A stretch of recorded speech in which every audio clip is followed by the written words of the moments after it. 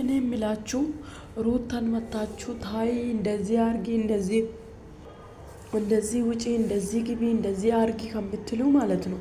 ለምን እሷን ከምትጨቀጭቁ አብርሃምን ሄዳችሁ ይሄ ነገር ለአንተ ጸጸት ነው እስከምትወልድ ብቻ ጠብቅና ከዛ እንደፈለክ ሁን ለምን አትናገሩም? እሱ ላይ ለምን አትናገሩም? ሩታችን መጣች፣ በሌላ ሰው ቤት መጣለች። ትላንትና በራሱ ቻናል መጣለች፣ ግን ለሌላ ሰው ቤት ነው መጣች።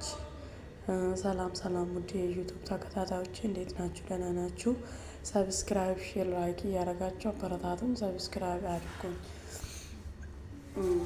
ሩታ መጣለች። እዛም ሆነ የኔና አብርሃም የበቃለት ነገር ነው ይላሉ። እኔ የሚለው ብዙ ነገር ማለት ነው፣ ብዙ ሰው ማለት ነው። ሩታ አንቺ ተይ፣ ሩታ አንቺ ተይ፣ ሩታ አንቺ ተይ። እሷ ትታ ምን ታርግሽ?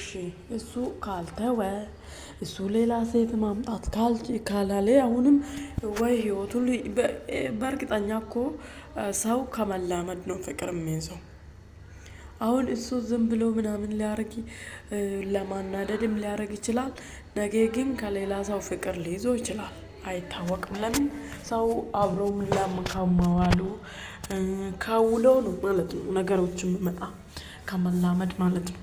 ስለዚህ ሁሉም የመጣ ሩታ ታይ፣ ሩታ ታይ።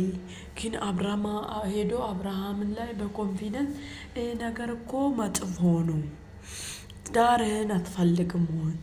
ቢያንስ ትዳርህን ባትፈልግ እስከምትወልድ ጠብቅ። ለሰውን አይምሮም ለአንተም ነገ ጸጸት ይሆንብሃል። እስከምትወልድ ብቻ ጠብቅ። ከዛ በኋላ እንደፈለግ መሆን ትችላለህ ማለት እኮ ለሱ ነው መናገር ያለባችሁ እንጂ እቺ ልጅ እያመጣችሁ የምትጨቀጭቁት እሷ ምን ትለውጥ? ምን አይታ ነው የምትለውጥ? እስቲ ለእናንተ ራሱ አይጸጽትም? ድሮ ይቅርታ አደረግሽ ለልጅ ሲባል እሱ ልጄን እፈልጋለሁ ነገ ልጄ እኔ በህይወት እያለ አለ አባት ማደግ የለበም። አባት ለሱ ዋጋ ከፍሎ ቤተሰብ ለሱ ዋጋ ከፍሎ እንዳሳደገ ልጄ ይቅፌ ሆኖ እኔም ዋጋ ከፍዬ የፈጣሪ ስጦታ የተሰጠኸኝን አሳድጋለሁ ለማለት ይልቅ እሱ ሌላ ምርጫ ከመረጠ እሷ ምን ታርግና እሷ የምትጨቀጭቁ? እኔ እግዚአብሔርን እሷ ዝም ብሎ እሷ ላይ የምትጨቀጭቁ ሩታ ተይ እንደዚህ አታርጊ እንደዚህ አታርጊ። ለምን እዛን ሰው ጋር ሄዳችሁ እንደዚህ አትበሉ? እሱን ለምን አትናገሩ? እኔ የሚገርመኝ እሱ ነው። ለምን ይሄን ነገር እኮ እሱ ነው ታው ማለት አለባችሁ ወይ? እሱ ፈጣሪ አይደለም ሰው ነው። ምንድነው 400K ገብቷል እንጂ እንትን አይደለም እኮ መንግስት አይደለም እኮ የሆነ አርቲስት ታዋቂ አይደለም እኮ። እየታወቀም እኮ በመዳም ቅመም ነው። እውነት ለመናገር በአብርሃምን በደንብ የሚታየው ወይ እሱ ጋር ቪዲዮ ለመስራት የሚፈልጉ የሚቀርቡ ወይ ደግሞ እንትን ነው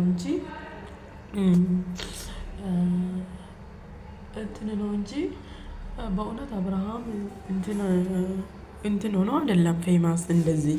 በቃ እሱን ለምን እንደዚህ ትፈራላችሁ? ይሄን ነገር ለሷ መታችሁ የምትናገሩ እኔ እንደ አስተሳሰቤ ማለት ነው እሱ ላይ ነው መናገር ያለባችሁ። እሷ ምን ታርግ? እሱ በዚህ ጊዜ ወንድ ላመጣች ራሷ የፈጣሪ እጅ ያለችን ሴት አንቺ ታይ እንደዚህ ያልብም። እቺ ልጅ እስቲ ምን አይታልቸው? እሺ ለነገ ለልጄ ብላ ሌላ ሰው ሴት ጋር እንደፈለገ ይሁንና በቃ ለልጄ ሊሆን ሌላ ሴት ጋር ሆኖም ይመጣልኝ። በቃ እንደዛ ለማለት አለበት። ምንድነው አስተሳሰባችሁ? አልገባኝም። ለምንድነው እሱን ሄዳችሁ ታው ለአንተ ጥሩ አይደለም? በቃ ቢያንስ እኮ ይሄ ሰውዬ አልፈለጋትም። እሷ መፍት አለ፣ አለመፈለግ መፍት አለ። በነገራችን ላይ ግን እስከምትወልድ ብቻ ጠብቅ ለማለት ለሱ ነው ይሄ። በነገራችን ላይ ደግሞ እሷም 1000 ዓመት አርግዛ አትቀርም። ነገ የሆነ እንትን በኋላ ትወልዳለች። የተወለደ ልጅም ደግሞ ቢፈጀው 1 ዓመት ነው ያድጋል። ከዛ በኋላ እንደፈለገች ስራን መስራት ትችላለች። እሱን 10 እጅ መልሳ ልትሰራ ትችላለች። እሱ ደው አሁን የሚያደርገው በአዲስነት የሚያደርገው የሚያመጣ ሳልችቶ ሰው እሱ ማየት ሲቆም ሰው እንዳለ ወደ እሷ ትመለሳል።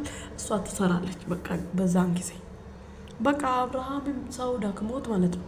እግዚአብሔርን አብርሃም የተበላሸ ሰው ማክበር ከቆሜ ከነዳኒ ከነጽጌ ተቀላቀለ ነው በነገራችን ላይ ተበላሹ።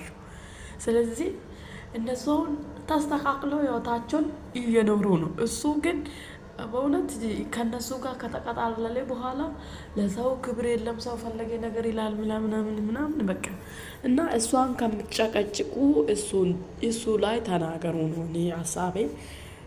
ሰብስክራይብ እያደረጋችሁ አበረታቱ።